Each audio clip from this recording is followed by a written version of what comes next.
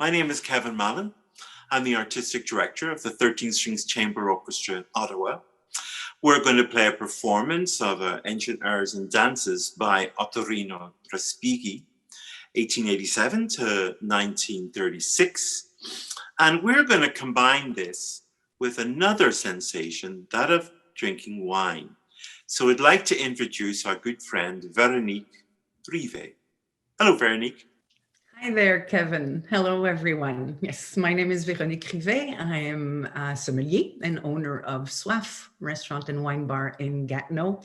And here, as Kevin said, to combine another enjoyment with that of listening to music, that of tasting wine. We'll be talking briefly about Italian wines and a more specific wine inspired by this specific piece. Well, yes, it's interesting because the Ancient Airs and Dances are just a version of maybe courtly dances that's from the 16th, 17th century, which are given a sumptuous string arrangement. And as for what they are, early 20th century arrangements of these, they're beautifully crafted with many layers of both the courtly thing from the 17th century, bringing it up to a more stylized sound that we're used to in hearing luscious string music. And I have a feeling that that actually is well expressed by the wine of Italy, and particularly the wine you have in question. When we first chatted together about the piece, you were often referring to the fact that it was both rustic and refined at once. And that to me rings a bell with Italian wines, definitely, especially the reds, but we do tend to associate Italy more with red wine, even though it produces many delicious whites and sparklings and dessert. But that sense of combining rusticity and refinement definitely is at the core of a lot of Italian red wines, which have a certain austerity to them. They are very grounded. They can be a little bit severe, but at the same time, the best one have can be elevated, also have this kind of freshness and elevation to them. I can't help thinking in particular of what we refer to as the king of Italian wines. You were mentioning court music. Barolo, the great wine of Piemonte made from Nebbiolo. There are a few other wines made from Nebbiolo, not only Barolo, Barbaresco, there's Nebbiolo from Langhe, from different parts of Piemonte and Northwest Italy, but Barolo definitely has both rusticity and refinement. It's a relatively new wine, what we know today as Barolo. So it's almost like a new take on a modern twist on an old grape variety. But to me, the music was also very, very romantic. And you might think, why would you think of Barolo as being romantic? This tannic, quite massive, muscular wine, because of its perfume.